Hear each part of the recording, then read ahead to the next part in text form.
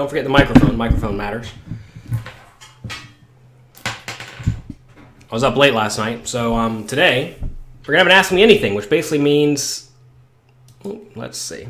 Basically means Jonathan didn't have time to prepare anything this morning, so we're going to do this. You all can ask me whatever you'd like to ask me, and I'll answer it. Played some online poker yesterday. I had a very big flip in a tournament. Well, I say a very big flip. It was worth about $50,000. I lost, so that was a bummer. Oops, looks like I didn't start Instagram. Goodness gracious. We are just failing up left and right this morning. There we go, Instagram. We are live now. Forgot to press start. But yeah, so we had played online poker all night, and it did not go well. We had a big flip, which is okay. You know, it's interesting. Whenever you're playing tournaments, very often you will, grind your, whatever, $1,000 buy-in or any amount of buy-in up until like something like, 20, 30 starting stacks. And then you find yourself in a big all-in. It happens. Sometimes, big stacks collide and you need to be the one that wins. And if you're not the one that wins, well, you're not going to have a good session. And if you are the one that wins, well, you're pretty liable to have a great session. And I was not on the good end of it yesterday. We had a few cashes in, $500 and $1,000 buy-in tournaments, but nothing great. And the tough thing is that, like a few cashes may sound good. We cashed for $5K or $8K or something like that, but we were in for like 15. When you're in for 15 and you cash for 8, it's not a good day. If you all have any questions today, feel free to ask them. We're doing an Ask Me Anything today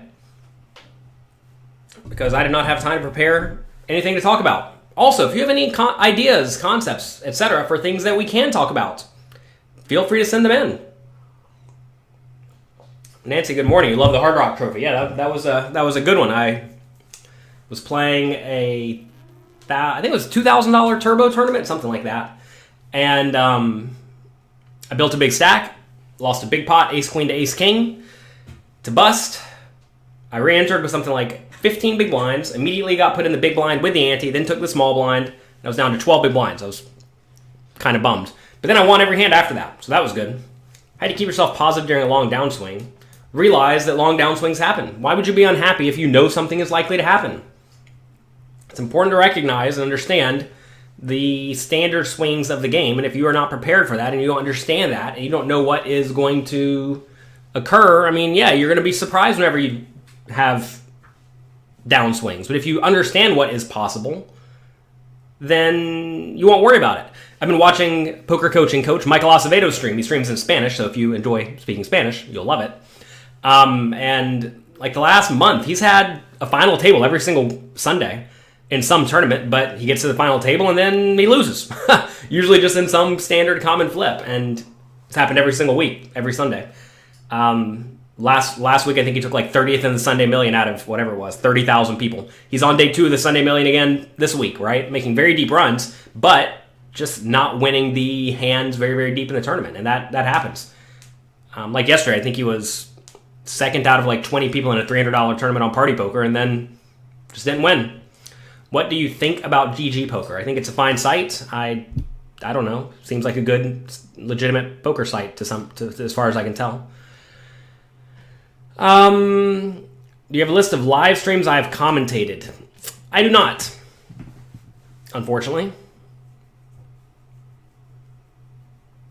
The problem is a lot of the streams I've commentated, like World Poker Tours, for example, are either like behind a paywall or they don't even exist anywhere because WPT takes them down. I don't know. WPT is a little bit funny about,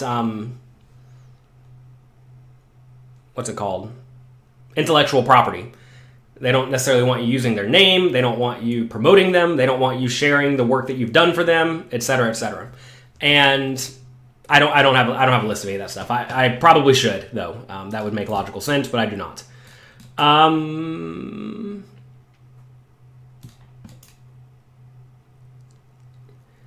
How do you find poker, family, health, life balance as a pro? You have to segment life. That's what I do. I typically work Monday to Friday, 9 a.m. till 6 p.m., at least when the virus is not happening. There's something on my keyboard. I typically work doing things for all of you Monday to Friday, 9 a.m. till about 6 p.m. Eastern time, and then I will play poker on Sundays only when I'm at home, and then I will travel to play about 1 week per month.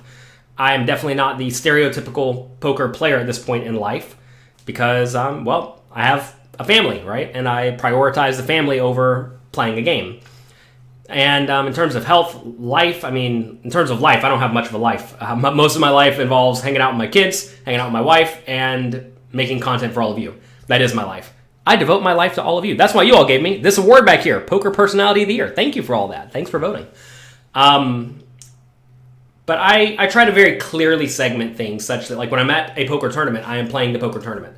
When I am at home, I'm trying to either work for you during the work hours or be with my family during the non-work hours.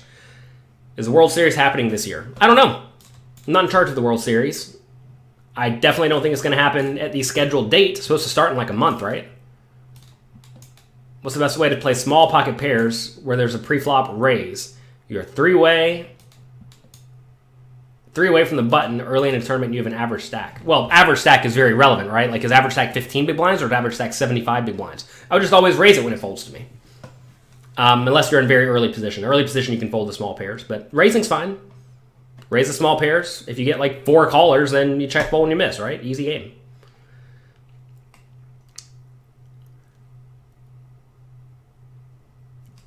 You've been playing home games where people are very, very loose. How do you adjust from when you're used to playing a casino where people are tighter? Realize people play differently, right? It's important to realize that when people's ranges are significantly wider, you want to play hands that just make better hands, right? If you play hands that make better post-flop hands, like suited connectors, small pairs, suited aces, those hands are going to go way up in value when you're playing against very loose players because you're going to make the nuts. So when you make the nuts, you can just be happy putting a lot of money in, even in a very multi-way pot. Have I ever suffered from severe poker burnout? I don't know. I mean, maybe back in the day. You have to understand, I played a ton of poker in my life, and like in terms of burnout, I mean, you have to realize the fortune that we have to be able to play a game, especially if you can play a game and make a living from it. It's easy to not get burnt out when you know you're just making equity every single time you sit down at the table. And think about the crazy mindset you must have to recognize, I'm going to go sit here at a table, make money, and I'm going to be unhappy about it. Think about that mindset. You do not want to have that mindset because that is perhaps the most asinine mindset you could have. That said, I get the idea. You don't want to do the same thing all day, every day, so do something different. What happens to a lot of people is they just sit there and play poker literally all day, every day, then they're unhappy with life because they haven't actually done anything in life besides play a card game. And that's a problem, right? So you need to do other things. You need to have that life balance. Having life balance will definitely help with that.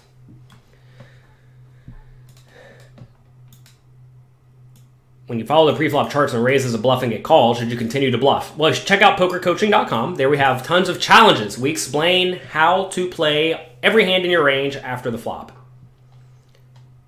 Mark's been putting herself in marginal spots to gain experience. Is there value to this? I would tell you just instead to play well. I would tell you not to purposefully try to find ways to be in difficult scenarios. Just like you say you're doing it with the offsuit aces, do it with suited aces, right? Like you're supposed to. I don't think you need to play substantially wider for no real reason. You have tens in middle position with 14 big blinds, 1 limper. You move all in, easy all in. When you have 14 big blinds, go all in. You don't really understand why I said it's better to enter the tournament late the other day. Christopher, if you are a losing poker player, if you have a negative expectation, that means every hand you are dealt in, you are losing money. Okay? So, if you still want to gamble, what's the best way to go about gambling? Well, you want to be dealt in for as few hands as possible. How do you get dealt in as few hands as possible?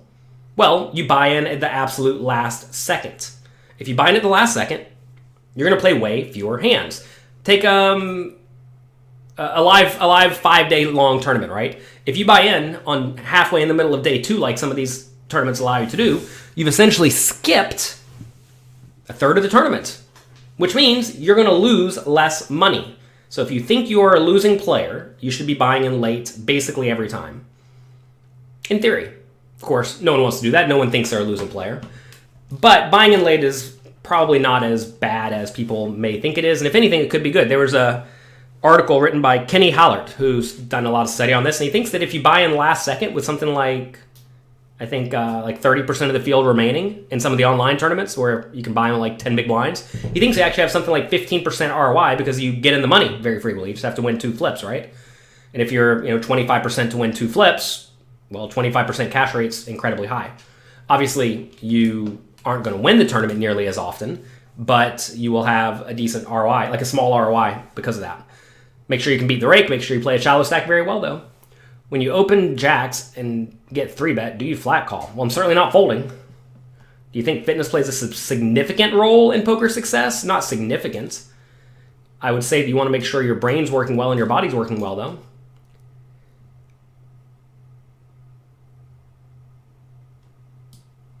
Chris, I'm not sure what you're asking here. If you have an audiobook, that is just the sound. What's my favorite Battleground build? I seem to go into Dragons a ton. Don't really know why. MMR, is that our rating? I think it's 6,700 or something like that. I don't play a ton. It's a fun game. To be fair, I wish I could just sit around and play games all day, every day. Do I get burnt out playing games that I enjoy? No. That's what I want to be doing. It's tough, though, because I realize some people don't necessarily enjoy poker after a while, but they make money from poker. It kind of becomes a job, and a lot of people who get into poker because they don't want a job. But don't get burnt out. Don't feel entitled like you're supposed to have something better in life than being able to sit down, talk to people, play a card game, and make money, right? How soon is too soon to call a clock on a player? Call a clock whenever you feel like it. I don't think there is too soon. Are there any older poker books I would recommend? I don't know why you'd want an older poker book. I would definitely suggest to get a newer one, assuming they're good. There are really none of the retro poker books I would recommend, because a lot of them don't even speak about no limit hold'em. Like, a lot of people want to cite like Theory of Poker, which was a good book if you're going to be playing Limit Omaha 8 or better or 5-card draw. But we're not playing Limit Omaha 8 or better or 5-card draw. We're playing No Limit Texas Hold'em, the Cadillac of poker. And I would not recommend any of the retro books. If you want a book to get good at poker, this is really all you need. This is the nuts and bolts. This is the basics. It will teach you how to think in terms of hand ranges in an implementable way such that you can crush the games that you play. Mastering Small Stakes No Limit Hold'em. You can get it at jonathanlowpoker.com/mastering. Any word on the study series? Matt Affleck has that lined up. It takes time, of course, but that's in the process. Let's see. What do you think wins bigger? Running aces into kings, playing small suited... This doesn't really matter. Just, obviously you're going to play your aces, you're going to play your suited connectors, and you're going to play flush draws. I don't think you necessarily want to be jamming flush draws. I think that's a problem. How do you find the right coach? You need to find someone who has beaten the games that you want to beat ideally, or has very good success teaching other people, right? Just finding someone who has caches is certainly not a good way to find a coach. Just because someone is good at playing a game does not mean they're good at teaching the game, or they even want to teach you the game, right? Let's see. You played a lot of hands based on the charts on Poker Coaching Premium. Is that the way to do it? Yeah. I mean, listen, whenever you're playing one tournament, like I played 60 tournaments yesterday and had 8 cashes and no wins. I mean, what do you want? That's how poker goes. When will you receive a poker coaching sticker? We don't send us an email, support@pokercoaching.com. We need to get your address so we can mail it to you. You ran into a maniac last week and didn't have strong enough cards to call. Is this bad mindset or just bad luck? You may need to lower your standards for strong enough hands, but also at the same time, sometimes you're just not going to get good cards, right? I think a lot of you think you're just supposed to win all the time. That's what I get from a lot of these questions. It's like, how do you deal with being burnt out? Or how do you deal with being on a downswing? And the funny thing is, when people ask me about how do you deal with being on a downswing, quite often they are on a downswing for something like a week or, 100 tournaments. It's like, that's normal. Get used to that. A lot of people don't really understand or accept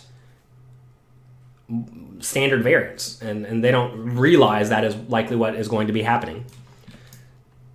Any specific strategies with 4 to 5 players left? Better learn ICM very well. Figure out what your goal is with your stack size and how to adjust accordingly. I discussed that. Do I discuss that in this book? I definitely discuss it in Excelling at No Limit Hold'em. I have a chapter on how to play the final table. I don't know anything about a Chromebook. I don't even know what that is really. What will you recommend for a new study group? Get this book and read it together. It's a good online site. Well, if you're in America, we already discussed this. There aren't very many good online sites. Go to jonathanlittlepoker.com/USA. I have a video on that. There really aren't any great options, though. If I had to tell you which one to play, like you have to play on one of the shady, unregulated, unlicensed sites, it'd probably be Ignition or Global Poker or America's Card Room, but I absolutely would not vouch for them. I would not ever keep any substantial amount of money in those sites because they could go down at any point in time, right? Like tomorrow. I would not be shocked. So keep the absolute minimum on those sites if you're going to do that.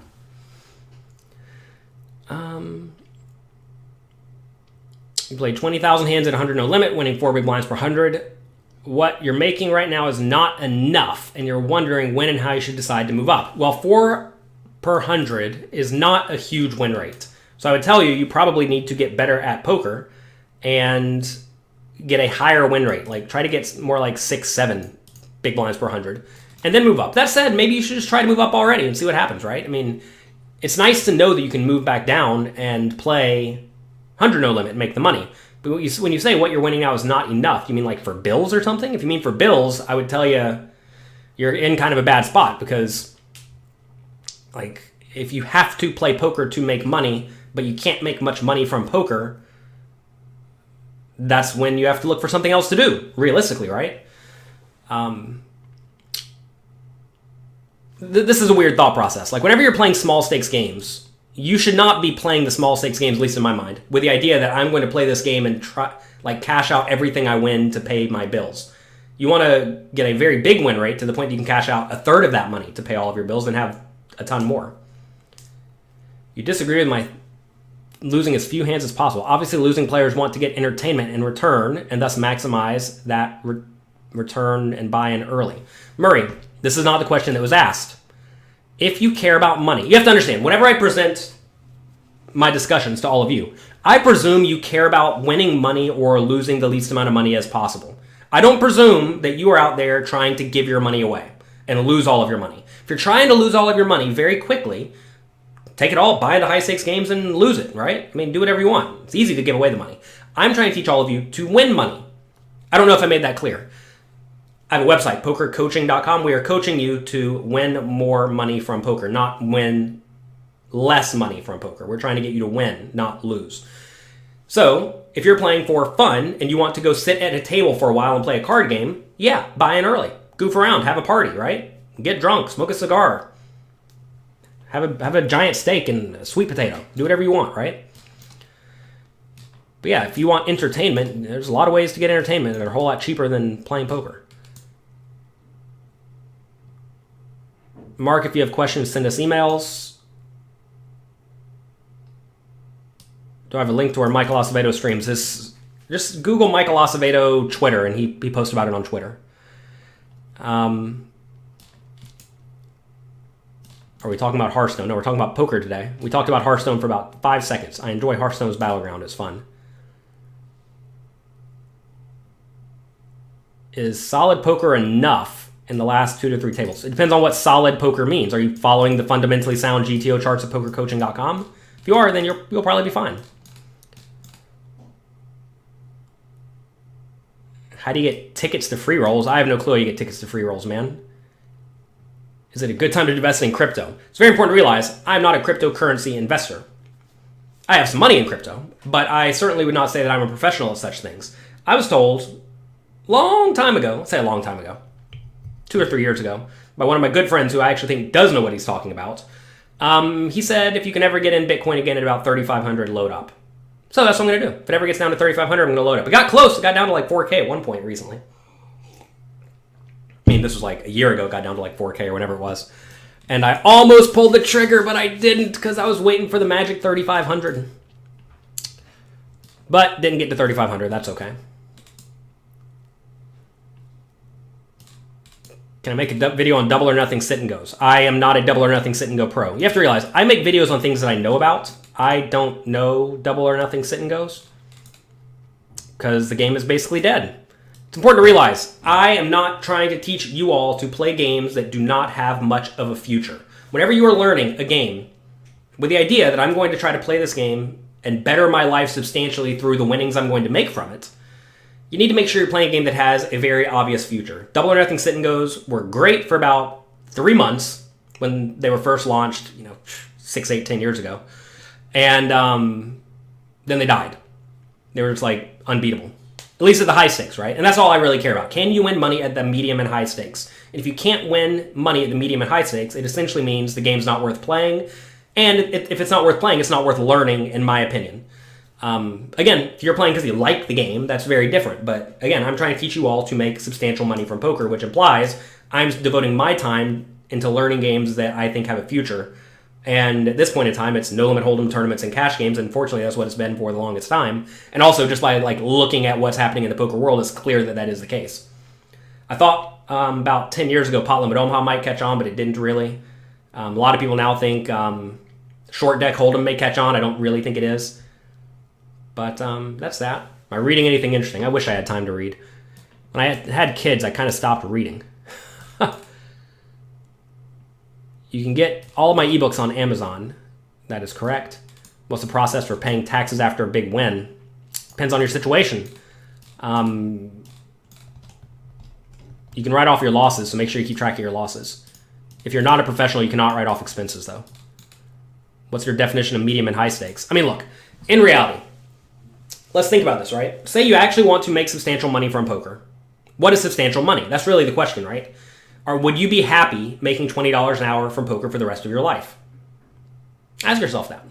If that's the case, and you'd be thrilled to make $20 an hour, then perhaps, playing double or nothing sit and goes may be for you. If you want to be making $100 an hour or $300 per hour, then it's definitely not, right?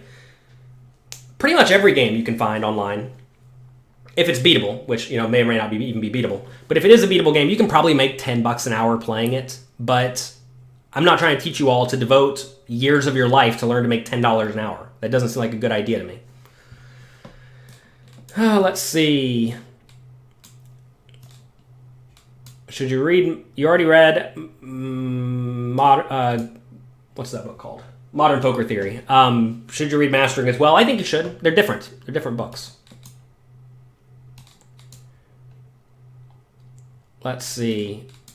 Any advice for someone who wants to be a pro? Find a game you can beat and play it a ton. Someone asked, how long does it take to become a pro? Depends on how good you are, right? Are you already a winning poker player, or are you not a winning poker player at all? If you're not a winning poker player at all, it's going to take you a long time, right? That's not a good question. Also, how much of your time and resources are you going to devote to getting good? If you're just going to sit there and play poker on the internet, then you're not going to get good very quickly at all, right? But if you're going to spend substantial money on education, you might get good quickly. It's amazing how differently the iPhone camera looks compared to this Logitech camera. This Logitech camera, I need a light, clearly. I just need to put a light right here. The problem is if I put a light here, I'm not going to be able to see it very well. I'm not going to be able to see you very well. It's tough, these decisions we have. Maybe I need lights over here. Maybe that's the play. We want it to be bright. What's my favorite restaurant in New York City? I haven't been out to too many restaurants in the last 3 years. It's pretty rough now that we think about it. I don't get to leave the neighborhood all that often. I like 11 Madison Park. It's fancy. It's expensive, but it's always good. I enjoy that.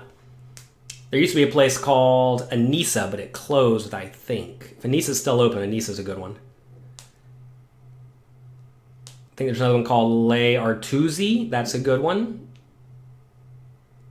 It's a place right around my corner called Felice 64. I don't know if it's the best restaurant ever, but it's my go-to because it's right around the corner and it's pretty good. All right, 100, 200, deep stacked. You raise to 600. Under the gun shoves, 28K. You had queen. Should you call or fold?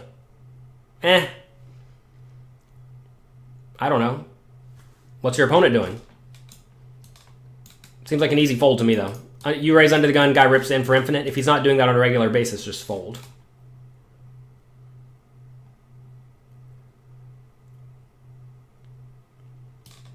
Can I tell you my experience playing the NBC Heads Up tournament?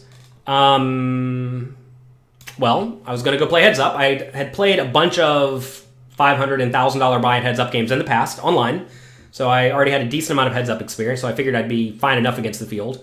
You asked if it was intimidating. Absolutely not. You have to realize that a lot of the people who got invited to play the NBC Heads Up tournament back in the day were like live pros, and it's generally well known that a lot of the old school live pros are not all that great at poker. It's going to sound bad. They're not all that great at fundamentally sound poker, and Heads Up often demands that because you're playing lots of pots.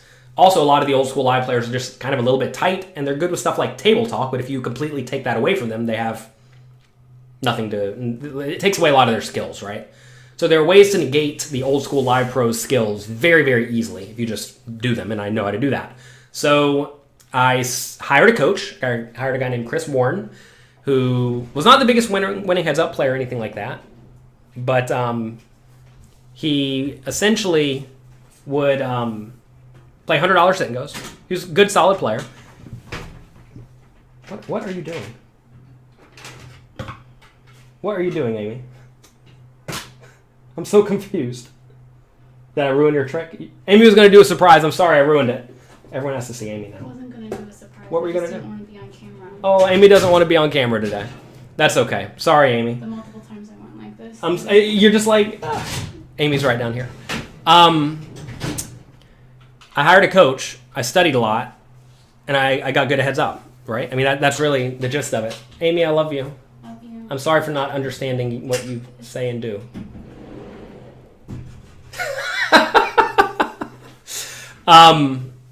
So anyway, yeah, hired a coach, played the game, and I think I played it.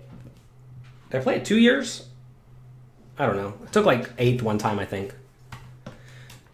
What was my experience like? Show up, play good Heads Up, and go from there. It was a fun time, though. They always treat the players well and everything. Whenever you go to any sort of like invitational, high-stakes tournament, it's always a lot of fun.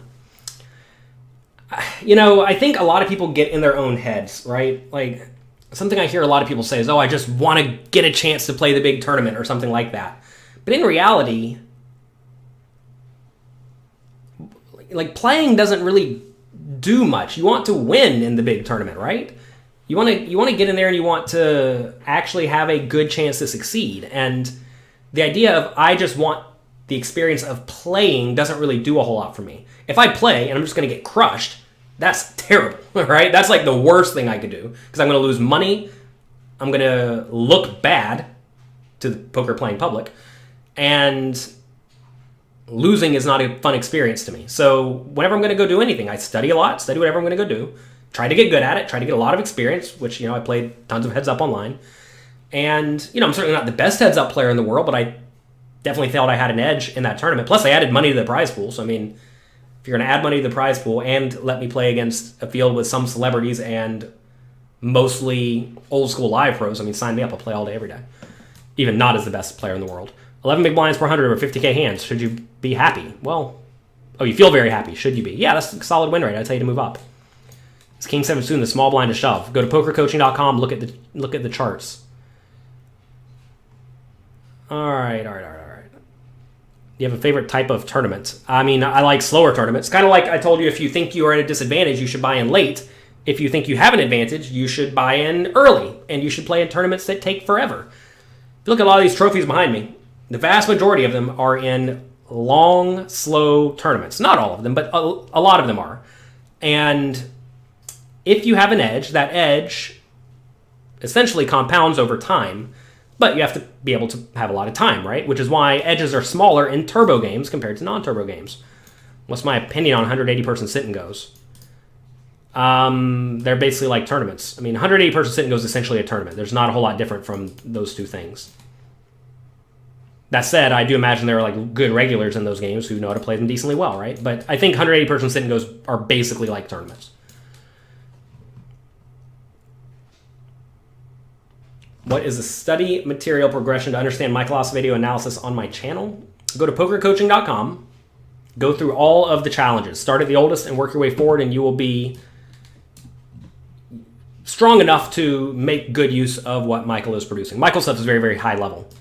You have to understand. We have Poker Coaching Premium. Check it out at pokercoaching.com/premium, where I've hired the people who I personally want to learn from. And Michael Acevedo is one of them. We also recently hired James Romero, who is like the best young person on the circuit right now, in my opinion. He was in the top 10 in the world last year. I'm excited for his content coming out soon. Hired Faraz Jaka, who is one of the best exploitative players. Also Jonathan Jaffe. So that's great. What are my thoughts on Hold'em Manager 3? I never used it. I have Hold'em Manager 2, and I don't have a problem with it. What's up with the career of One-Time Joker? I believe he made some money from poker and decided to stop playing so much poker and became an artist because he loves art and graphic design. Am I still working with Alice Fitzgerald? Yes. Is it a problem shoving ace-jack suited versus an early position raise 20 big blinds deep? Probably fine to shove. You can call too. When will I be playing in the UK again? Next time Party Poker has a big tournament there, I will be there. I love the Party Poker Live series. Those are fantastic.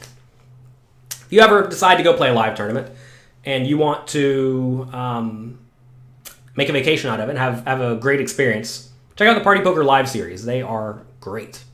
I make a point to play everyone I can.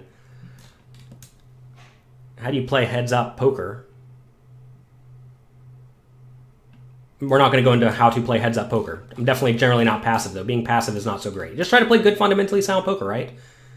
Everything that applies 3-handed, 4-handed, 9-handed applies there as well. You just have to realize that you're playing way wider ranges, right? Do you think listening to any... Do I listen to any poker audiobooks while reading them? No, I've never done that. I just read the books.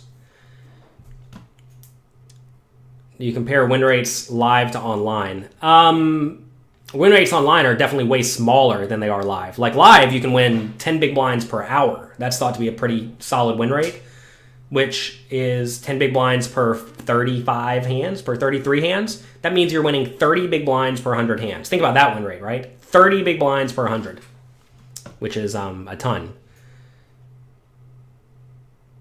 How do you know if you're over bluffing or playing too aggressively? Look at how you're losing. Take a look at your hands in your database. If you're not using a program like Hold'em Manager, that's probably a problem. You want to do that. And you also, if you're not doing that, you just want to ask, like, how am I losing? Am I usually losing by running insane bluffs? And also, am I bluffing way too frequently? And is there a reason to be bluffing way too frequently? Quite often, it may be ideal to bluff too frequently if your opponents fold too often. You can't beat the micro stakes. How do you find ways to improve without advice from others? Well, get advice from others. Why are you not talking to people? We have the Poker Coaching Forum. It's completely free. Go there, post your hands, find friends, study together, and get good. The idea of I have no money so I can't get good is not how it works. When I started, I had $50. I had literally $50, right? To be fair, I did have a job. I was making $10 an hour working at an airport. I bought 6 or 8 books for $30 a piece. Think about that, right? I had no money, and I spent all of my money that I had pretty much on education way back in the day. And paid off substantially, right? And that said, I realized if you have stone no money, you can still get good. Find people to learn from and get good from. There's tons of free stuff on YouTube. Go to youtube.com/pokercoaching. I have infinite content there for you. This kind of stuff like just annoys me. It's like, don't know you, Isla, but it sounds like you're trying to almost blame someone else or make it sound like it's not your fault that you're not winning. If you cannot beat the micro stakes, maybe the rake's too high in your games. That could be the case. Like if you're playing on PokerStars, I know their rake is through the roof in micro stakes. For some reason, they don't want anybody to win at the small stakes games. If the rake is too high, maybe nobody's winning. If nobody's winning, well, then don't be shocked, right? If you're not looking at the rake structure, you say, maybe I'm dumb. Well, I mean, the rake structure matters, right? Maybe you just haven't accounted for that. But ask, why am I losing? Don't just say, I'm losing, what now? Think, why am I losing? What am I doing wrong to make me not win? And if you can't figure that out, maybe the game's not for you, right? To be fair, I mean, if you can't figure out why you're losing, then do something else, right? That said, the idea of I don't have money to hire a coach is not applicable. Go to pokercoaching.com. You can get a free trial there. We have lots of content there for you. It's already there for you. Which stats should you keep on your heads up display? We literally did a little coffee on this yesterday. Or on a Friday. In the money, 3-handed, in the big blind with 9 big blinds. You have pocket 9s, button jams, 4 big blinds, small blind jams, 10. I would call. Seems like an easy call. Because you're going to be in fine shape in this scenario. Also, it only goes poorly for you if the button wins the hand and you lose the hand. So that doesn't happen all that often. Do I stay in touch with the ship at Halabalas? Not really. I mean, we're friendly. Like, we'll see each other at tournaments and whatnot. But I suppose they're not my best friends. People grow apart, It's interesting how life happens. When was it? I don't know. I think what it really amounted to is they like to ship it in Hala a little bit too much for me. I'm a little bit more bland. And I would always live by myself as opposed to a house full of people. I lived in a few houses full of people, but I tend to like quiet as opposed to the party. That said, I do think there's a lot of value in surrounding yourself with very good people, and I learned a ton from all of them, and maybe they learned a few things from me too. How often should you switch tables online when the table you're at is no longer good? Have I heard anything about online poker becoming legal? No. Please answer Felix's question. Maybe I answered it, maybe I didn't. Look at this, everyone. You all have typed a million questions. So we're not going to get through all these. I actually have to pack it up soon because I have a private webinar coming up soon. Who's the toughest player I've played against? I don't know. There are a lot of good players. Seems like a lot of you are just reposting the same questions. That's not nice.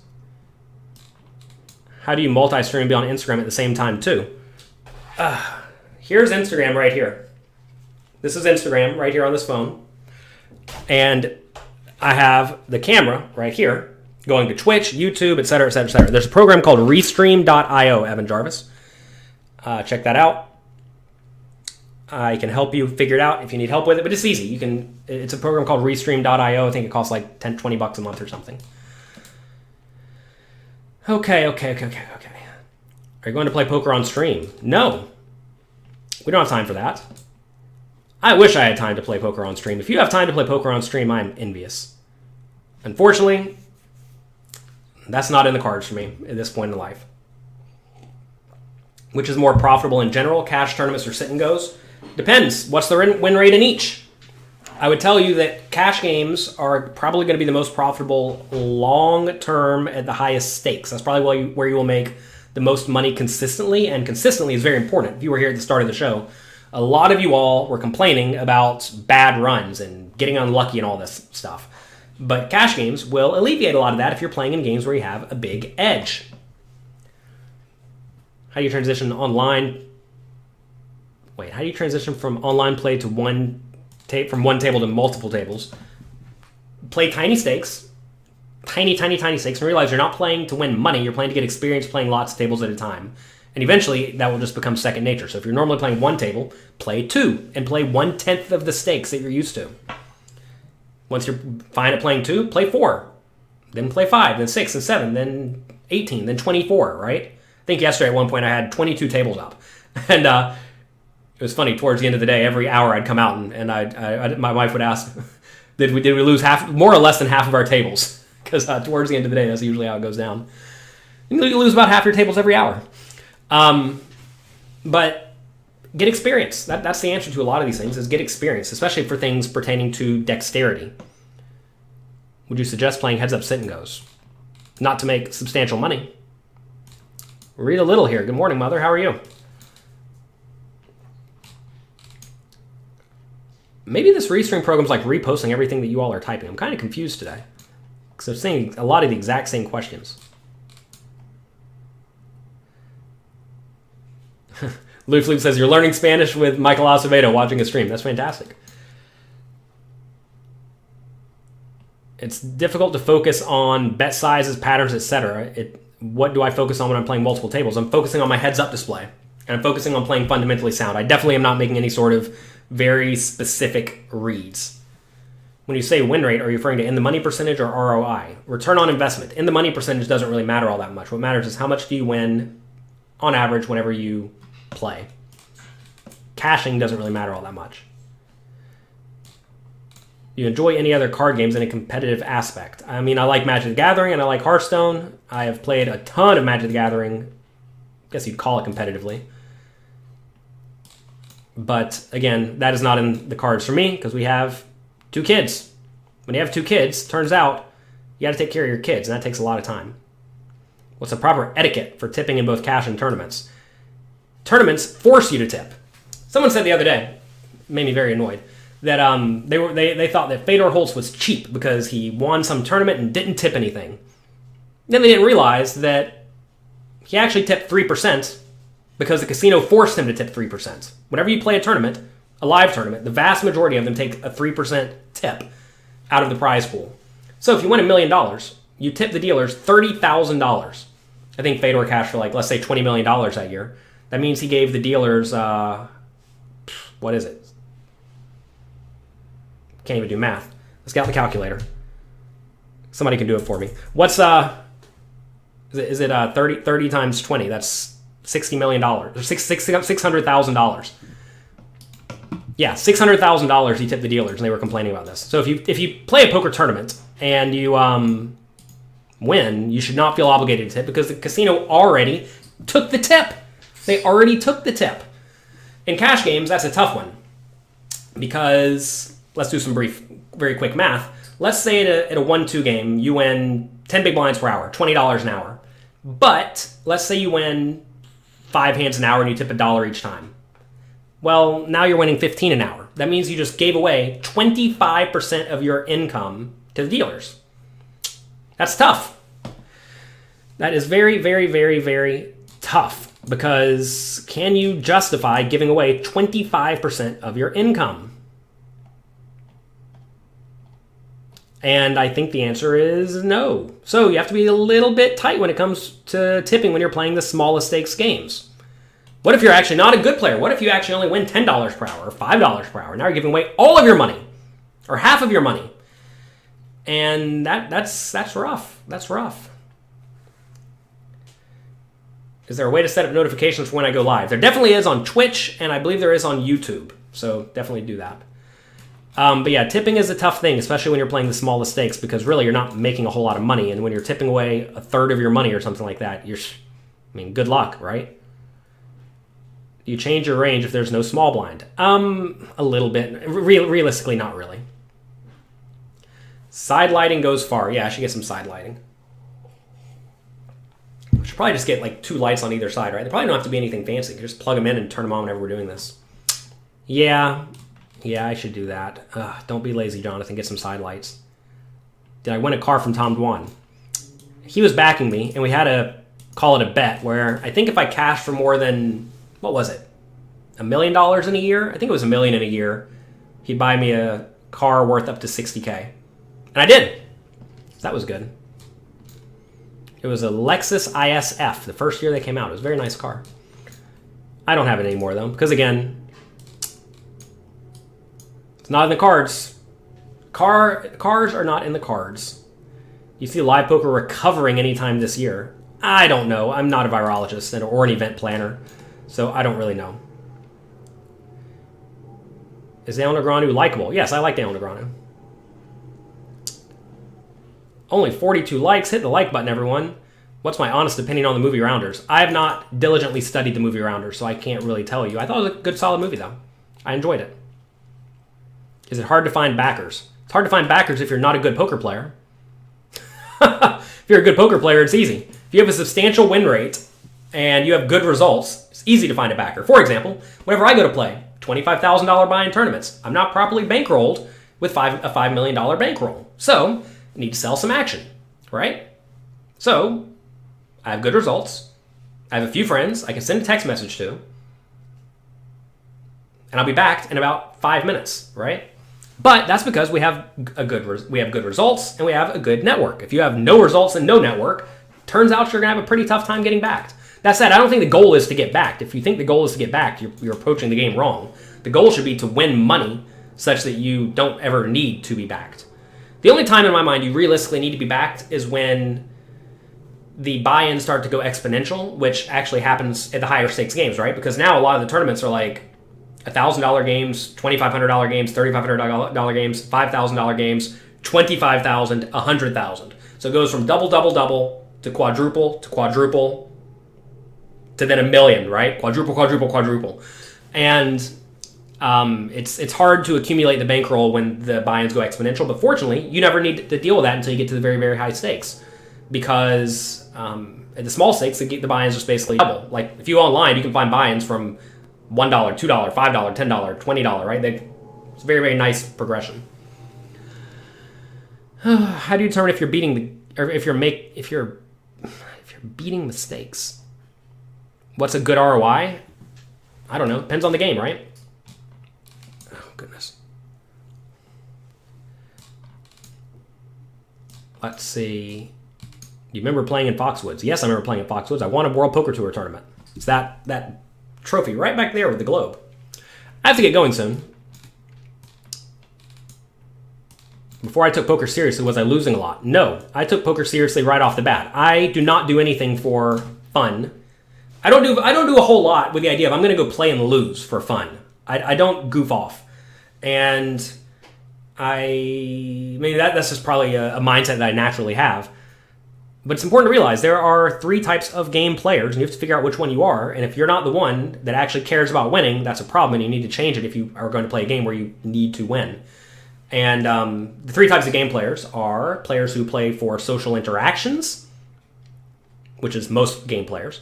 Players who like to push the boundaries of games. These people like running big bluffs, making big folds, etc. And then people who care about winning. And I've basically always cared about winning.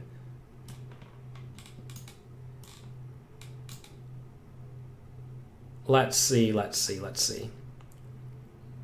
How do you keep track of your win rate on sites where you can't really use software? I don't know. I don't have a good answer for that. Consult Google. All right. I'm sorry for everyone for not getting to all your questions. I see you all have a million questions here.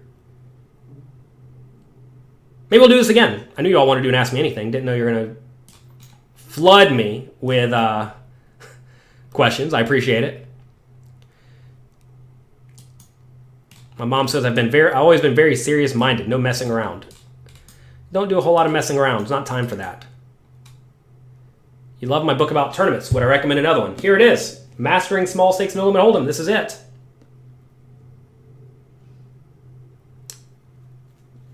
You built your bankroll mainly on low to middle stakes tournaments, which are beatable because there are so many fish. Your ROI is 6. 6 is not very much. It worries me. I think there's no future in them. Oh, you're for in sit and goes. So 6% ROI in sit and goes is fine. Again, right? Why do I think there's no future in them? Look at the high stakes. DTR. Perhaps I'm a little bit. I'm seeing this through a different lens than you are. You have to understand. I came from the age of sit and goes where you could literally sit down and play 24 $200 buy-in sit and goes at the same time. 24 of them. And you could do that around the clock. Maybe at 9 a.m. on Tuesday morning, you couldn't play 24. But basically all the time, you could play as many sit and goes at high stakes as you wanted with a solid ROI. But then the U.S. government did what they did, and they shut down online poker to some extent. Party poker voluntarily left the American market because they are not criminals. And that forced all of the regulars on Party Poker to go play on PokerStars because they were happy trying to skirt the law. And the bad players did not do that. So a lot of the bad players quit, but none of the regulars quit. So now the player pool got significantly tougher on PokerStars, the only other site that had substantial volume. And people's return on investments went from 5, 6, 10% of the high stakes games down to about 1% or 0%. Then people started relying on rakeback, and when you rely on rakeback, you see what happens there. So what PokerStars did with that. People devoted a year of their life and then didn't get their rakeback. So that's pretty brutal. You definitely should not rely on someone giving you a subsidy in order to play a game. So anyway, you can win a little bit of money. Hey, keep playing it. I could be wrong, If you can find tons of sit and goes to play on a regular basis, load them up.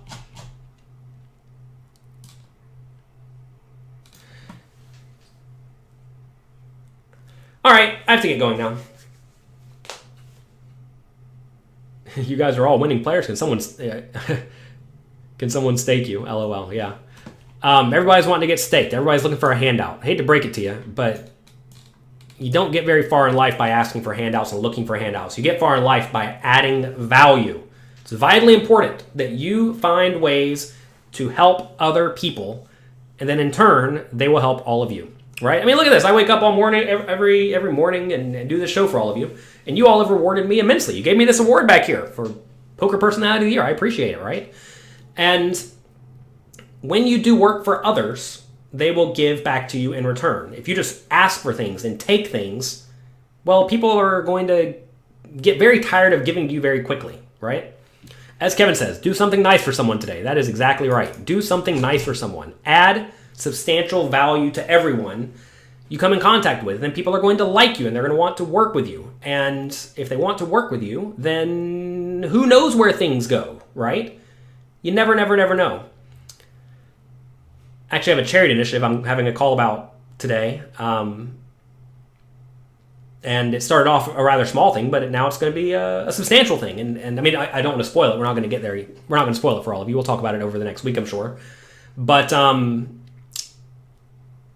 it got better and better just because I've tried to add value to people, right? It's important to do your best to help others get whatever they want, right? And if you do that enough in a realistic, reasonable way, things will go well for you. Which is better to review hands, Pio Solver or GTO Plus? I don't know what GTO Plus is. Pio Solver is pretty much the default tool that all of the best players in the world use. If you want to go real in depth, there's a program called Munker Solver, but you need a supercomputer to run Munker Solver. How did Sunday Online go? Not well. I got to play a flip worth about $50,000 and I lost. If I won, it would have been a good Sunday, but I lost, so it was a bad Sunday. Funny how that works. You win your big flips, you win money. You lose your big flips, you lose money. All right, I have to go now. Have a great day. Enjoy yourselves. Make the most of it. Like I said, find a way to add value to others in all aspects of life. If you do that, you'll go far. If you sit around and continuously ask people to give to you and you take from people, you may get a little bit, but you're having a tough time going too far. Have fun. Goodbye. Good luck.